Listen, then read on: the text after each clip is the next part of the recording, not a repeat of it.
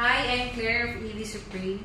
Kung kailangan niyo po ng bike na pangmalakasan, ni solid, dito na po kayo sa Coswheel T24. Yung speed niya is 45 kph. Maabot po siya ng 50 kilometers, 500 watts, 48 volts, 15 ampere. Removable na po yung battery niya, naka-lithium ion. And then, pwede po siya sa bike lane, hindi na po siya kailangan ng license. Price po nito is 68,500. We also have installment. At ito si Coswheel T20S.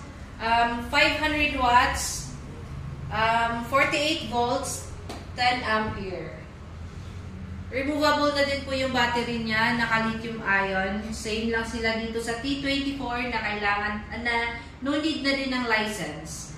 And then, yung price niya is 71,500. At kung kailangan niyo po ng ganitong e-bike, yung solid na e-bike, visit lang po kayo dito sa EV Supreme, located at 745 NS Amoranto Senior, Barangay Shinac, Quezon City.